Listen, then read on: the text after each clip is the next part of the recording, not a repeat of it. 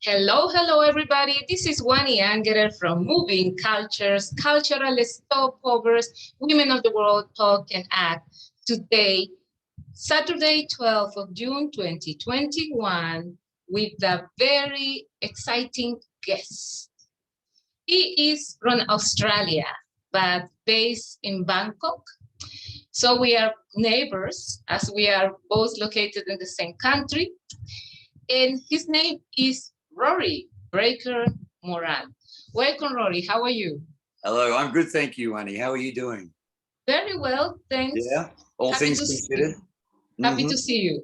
Yeah, really happy to see you as well. It's one thing that has been very interesting out of this experience is how important connections are with our, with our friends and with people in general. So I'm very grateful to be invited to chat to you today.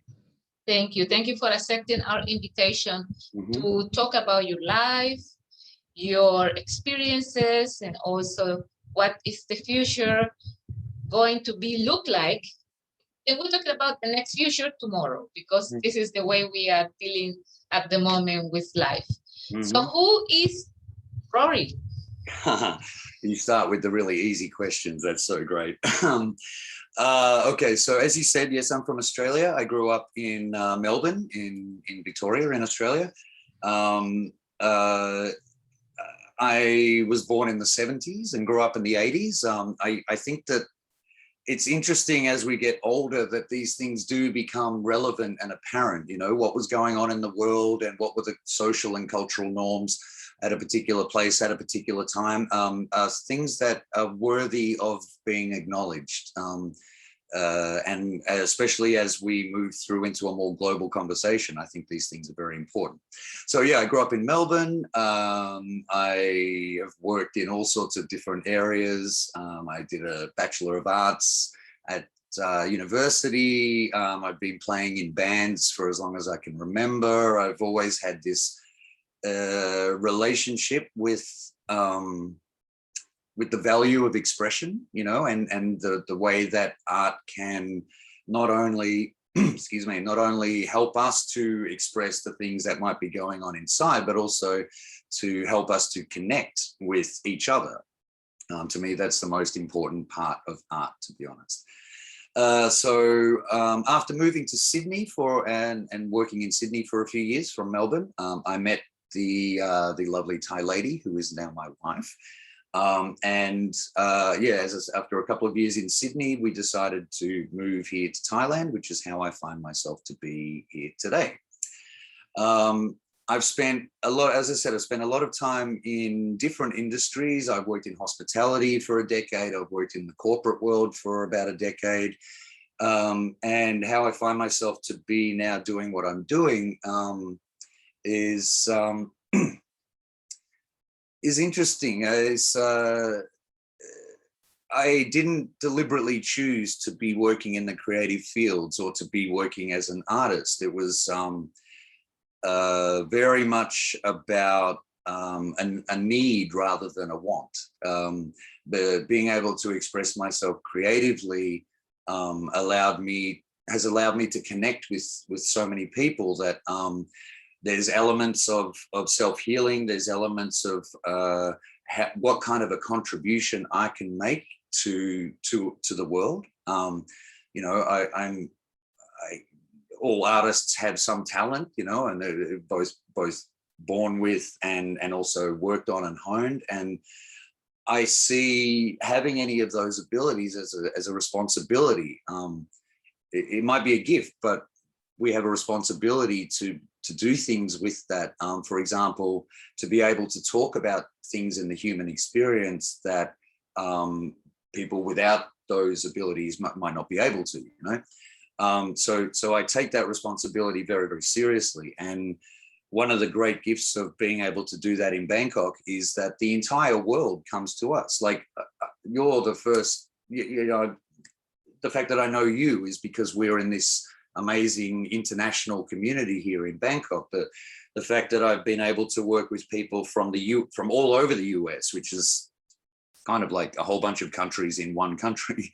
So with all these different, you know, cultural norms and and cultural specificity with people from the US, from Thailand, from the UK, from the Ukraine, from Ireland, from New Zealand, from Honduras, from Yugoslavia, from I think the whole time I've been doing art here in Thailand, I've probably worked with people from more than 30 different countries on a very, very close level. So yeah, so I guess, I mean, who am I now compared to what makes me up? Is someone who's from a country that's a long way from the rest of the world in a lot of ways.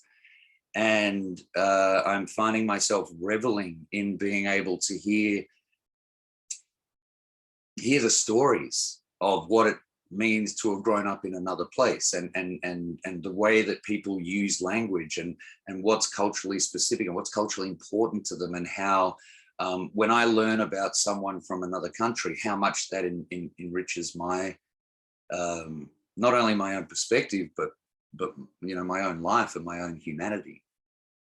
Rory, don't you think that the ancestrality has a very strong power in who you are today? Because you are at the moment connected with the storytelling tradition. Mm-hmm. And the storytelling tradition comes from the tribes. Mm-hmm. And I think there is a strong element in your life that is connected to the tribe. What can you tell us about that? Yeah, that's a fantastic question. You know what, I was actually thinking about this. I'm not joking. I was thinking about this last night.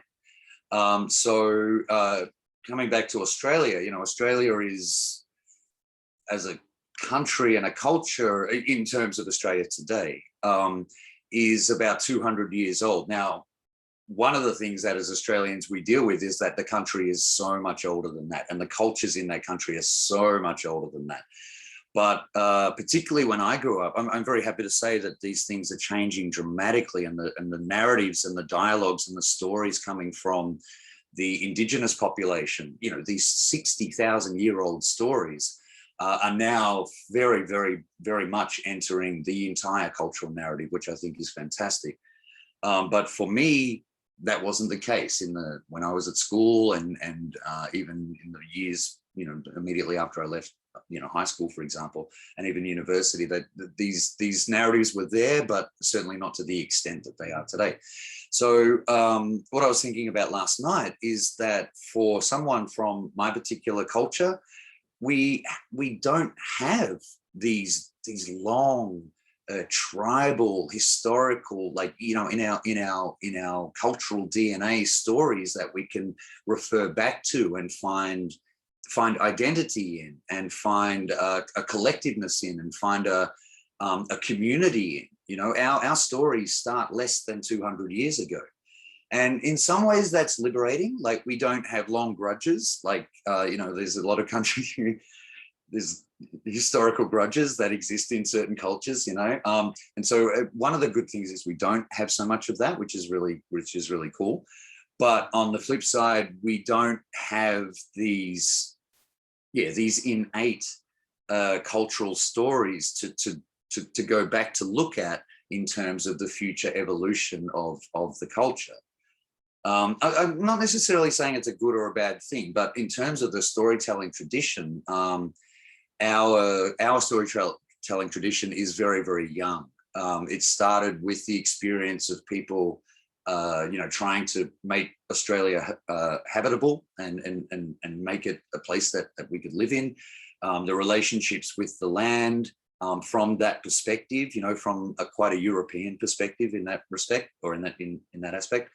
The forging of a cultural identity through war, you know, through our relationship as a colony of Britain, and the roles that we played in those wars, and how that helped to shape our cultural identity. We have a very different relationship with storytelling, and to be honest, it wasn't until I arrived here and started to be able to be immersed in cultures that are a lot older than where I came from, that I started to have not only a deeper respect for the storytelling traditions, but so much more of an interest in it. I mean, one reason why I love storytelling, and I love learning about storytelling theories and techniques and its different manifestation in different cultures, is because storytelling is the way that we connect to each other. We can tell some facts, and they can be quite dry. And if I were to tell you a bunch of facts, you might come away going, okay, I know those facts, and I have no empathy for them, or no connection to them, or no emotional connection to them. But if I put those facts into a story where I build a world and I populate it with characters, and I take those characters on a journey, and then we have a resolution, we have a change, then you will have an emotional investment in that, and it will resonate with you and remain with you far longer than just stating facts. And I have concerns about our communication at the moment, globally, especially. The global narrative that we're having is challenging at the moment. I see division a lot, and one thing that I think that storytelling can help us with is to start closing those gaps, or crossing those bridges, or removing those barriers that we as a species seem in some ways really intent to start to create. And so we can start educating each other rather than going into a conversation or a dialogue looking for validation. We need to start looking for education, for someone to tell us something that confronts our ideas about the world and makes our world larger and smaller at the same time, and allows us to continue as individuals to evolve in our own personal self, and also our relationship with the rest of the world, with the beautiful diversity that is humanity.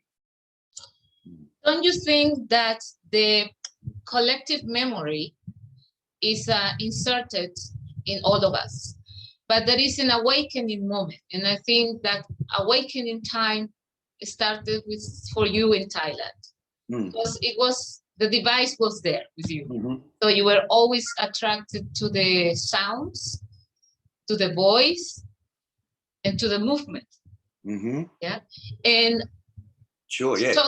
In talking about healing and connections, first it has to start with ourselves, and I think you needed to go through that recognition and that celebration, of experiences and failures in order to be who you are today. What do you think about that? Yeah, that's very true. Like, I have a great respect for failure. None of us pursue it, but it's inevitable, and I have an enormous respect for things like failure and rejection and the things that we've always categorized as negative. These are the greatest tools. Like, very rarely when we're having an amazing, wonderful time do we stop and think about, why am I having such a great time right now? We just tend to be in the moment, right? But when we're having not such a good time, or whether it be from failing at something, or being rejected by something or someone, or having to see ourselves in a little bit more of an accurate or true light rather than how we want to be.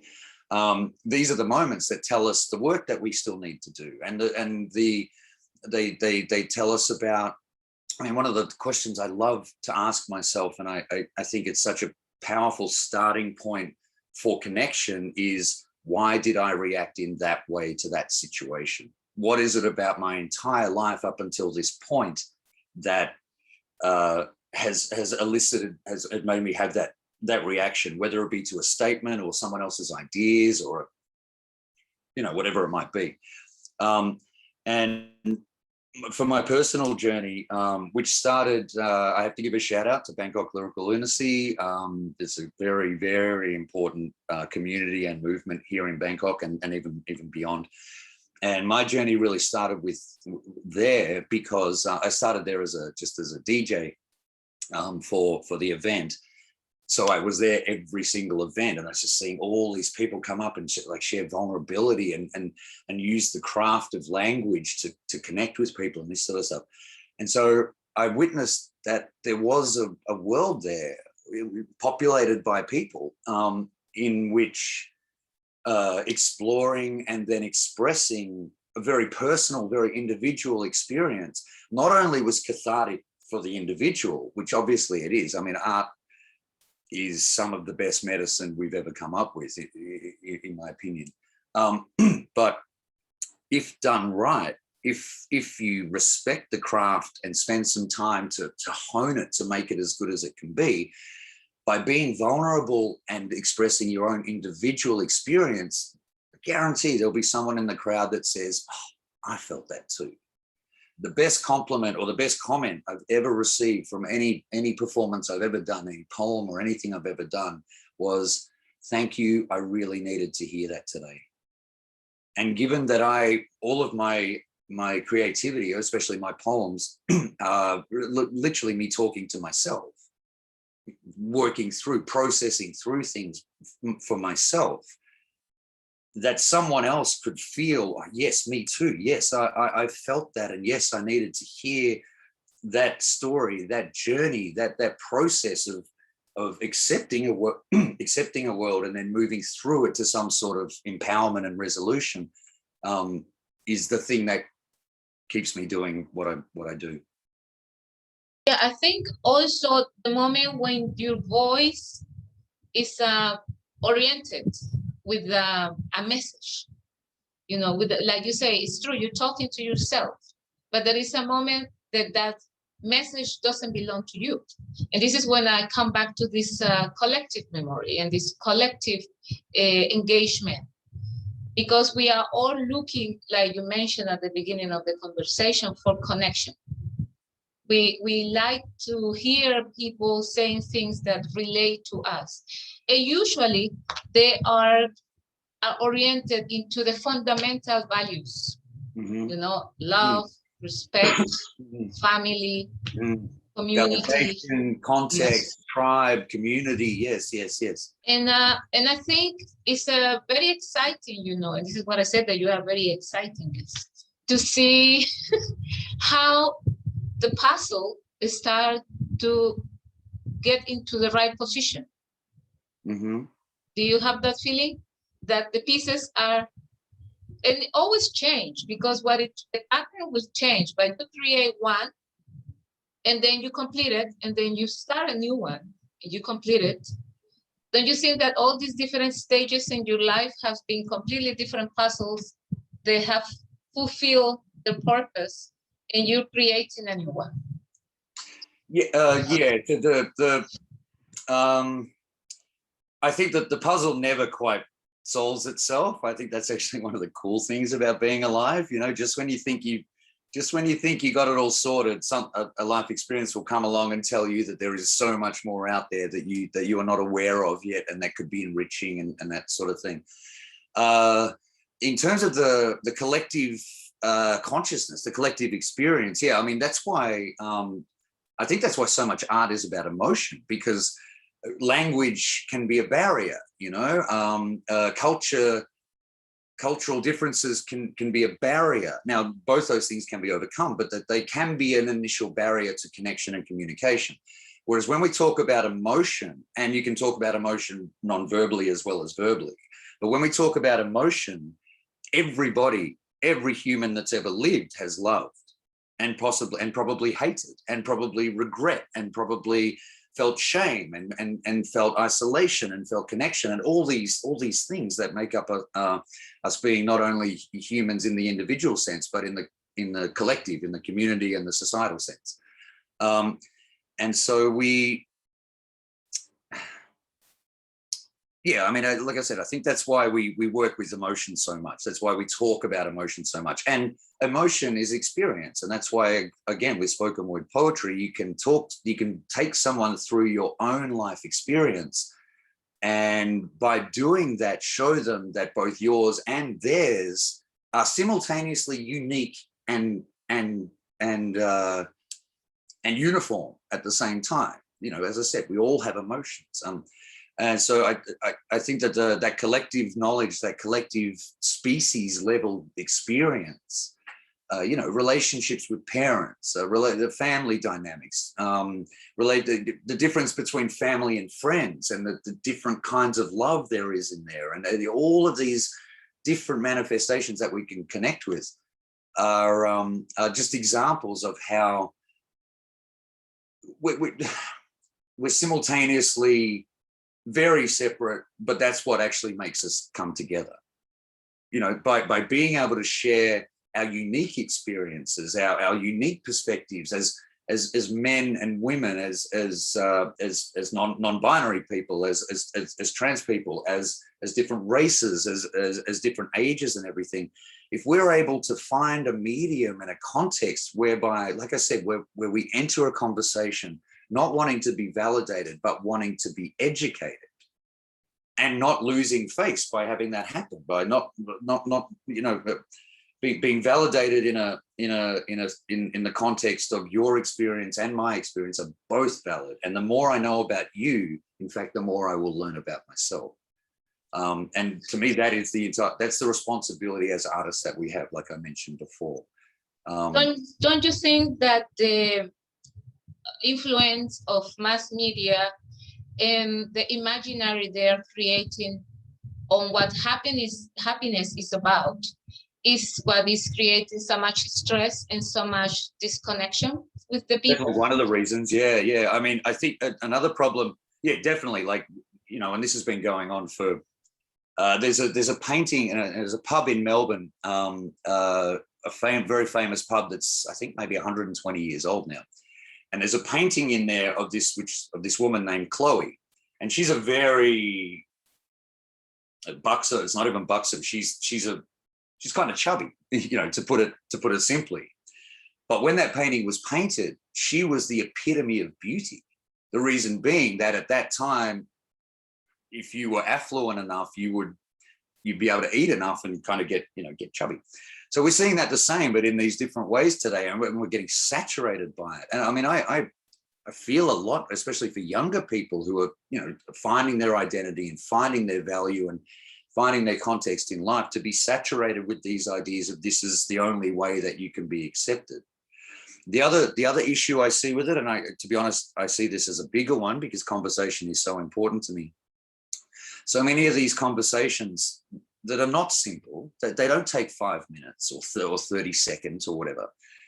These conversations that we should be having amongst each other are happening not only in text, but in public on text, like in social media and stuff. And that is an ugly place to have a conversation, especially one that involves differences of opinion and trying to understand each other coming from a very separate place. And I think it's an awful place to have those conversations. Social media should be about, hey, mum and dad, hey, family, hey, friends around the world. Here's what I'm doing. It's not the place to have these. This is where you have these conversations, right? Face to face, and with enough time to allow each other to speak and understand each other.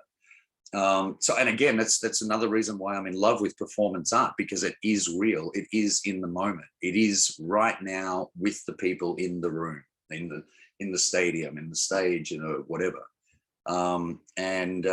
Yes, I think it's a challenge that we as artists actually we should be taking the responsibility to try to address that. Don't you think that also the possibility for some people to have a space to really be themselves and to place their opinions, even if they're not of the taste for some people, is also legit? It's also what? Legitimate is like is worth it for some people. They have never had the opportunity to speak out about any kind of issues. Mm.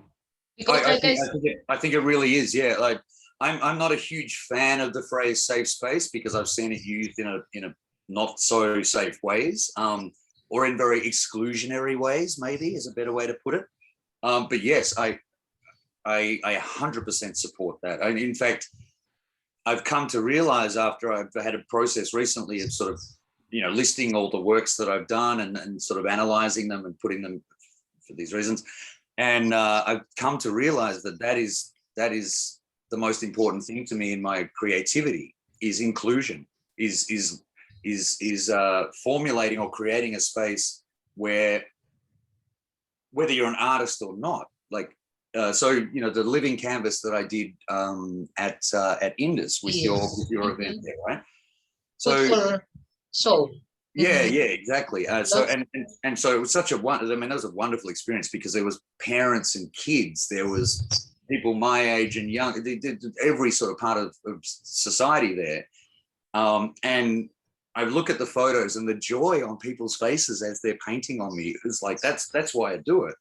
And because I feel whenever I collaborate or whenever I create art, and especially when I collaborate with other artists, there is this specific kind of joy that is very difficult to describe to anyone who hasn't experienced it, but it is amazing. It's a wake up in the morning thinking about it, spend all day doing it, go to sleep at night thinking about it, go and have dinner talking about like this ultimate connection with another human being or other human beings. And so what I'm trying to do with the living canvas is to give that to people who aren't artists. So they can go to sleep, but like an accountant can come to the show, get involved, be part of the creative process by painting or this or that, whatever we do, and go to sleep at night going, damn, I made some art today. I'm going to get up tomorrow and crunch numbers, but today I was an artist.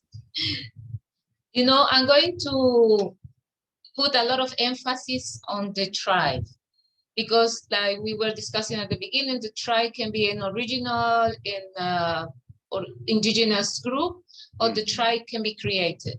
And I'm a true believer that the spoken poetry tribe is a great opportunity for people to find a common ground and not to be judged, because usually people doesn't speak out because they're afraid people is not going to like them, or they're going to be put into a label. But when you do spoken poetry, there is actually the same purpose of the tribal storytellers, is to let people, if you fail, don't worry, this is your home. We're going to embrace you. We're going to teach you. We're going to make you feel safe and comfortable. And like you were saying, it's not about a safe space. It's about understanding that we're not perfect. Yeah, exactly right. Yeah, and in fact, being involved in the creative communities I have been, one of the great joys of that is as younger poets or younger performers, even in general, but especially poets, I guess, when they come off the stage, I love telling them how great they were. It doesn't matter exactly how they did, so long as I let them know you should go do this again. That was great, and I want to see you next time, because next time you're going to be even better, and the next time you're going to be even better, and next time you're going to be even better. I grew up in a world that we had quite a few examples of this Confucian idea that you're only ever really competing against yourself, particularly in primary school and high school. It was really, you were just trying to get a personal best all the time in everything that you did. And I've come to realize in recent times that really instilled in me very, very heavily, and that is the only goal of doing most of the things that we do, particularly personal things. That what did I do great? What can I improve on? And where's the next opportunity for me to manifest that? And I find incredible joy in being able to be someone who can help facilitate that happening. Come back again. I want to see you next time. It's going to be even better next time. Like I find a huge amount of joy in that. Fantastic. We already reached the 30 minutes of conversation with you, but we will love you to give us as a present one of your latest work. Okay, all right. So I'll do this poem. I actually wrote it probably a bit more than a year ago, when we were in our first lockdown.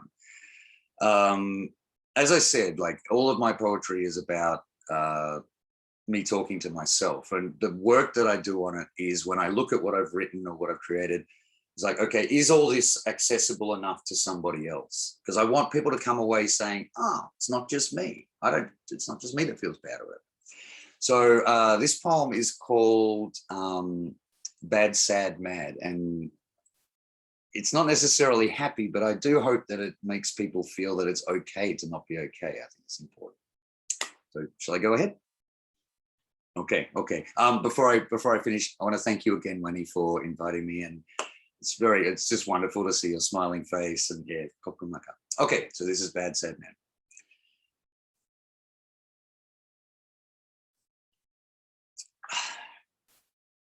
So in these days, I go outside just to look around at the sunset city, and from a distance, everything looks just a little prettier, and we wave to each other across the rooftops, and this could be the closest we've ever been.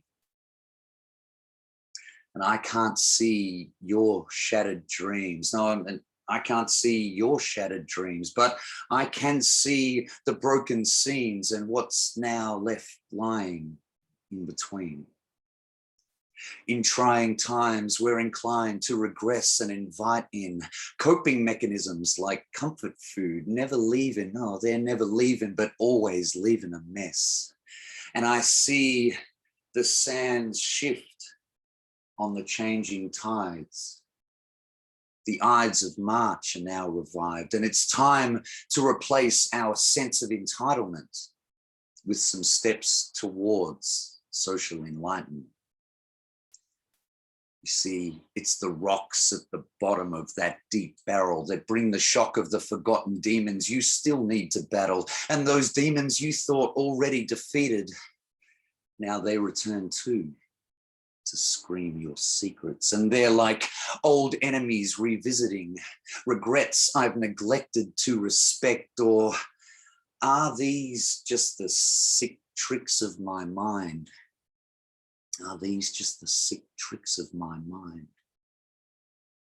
Because we all can remember that freedom feeling that we once had, because it's okay to be feeling bad and sad and like you're slowly going kind of mad. And it's okay to be craving human touch. And it's okay to say that this is not enough. And it's okay to be demotivated. And it's okay to feel like you've stagnated. And it's okay to feel frustrated. And it's okay to be creatively deflated. We've all been sitting sick of this isolation, suffocation, accusations of annihilation across every nation, illegal association and self-righteous indignation, but time proves it's just self-flagellation. And I've got hope, but not so much optimism. Tomorrow's vision will be through a new type of prism, a new schism risen from uncertainty. And so I ask myself, who are you going to be when you are finally set free?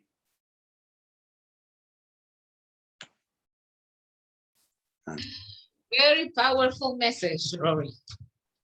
Thanks. Yes, thank you so much for bringing this amazing energy to the floor, to the house, to the people. After you, we are having another guest from India who is called Mandi Gupta, who is working in human rights projects, projects against slavery and also mental health situations that are taking place in the world at the moment.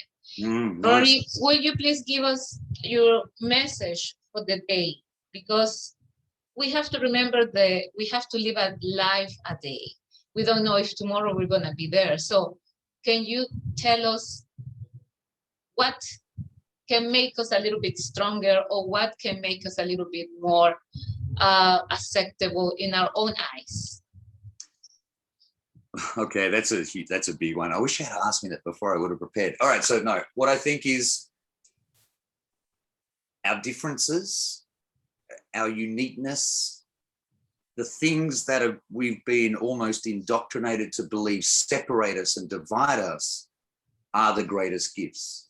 And if we can cross the bridge, remove the barrier, whatever the thing is that's in the way, and enter like a third space of communication that's drenched in respect and validation and open-mindedness, we are going to evolve as a species so wonderfully, because we will be giving each other the gifts of our own unique experience in order to allow each of us to grow as individuals.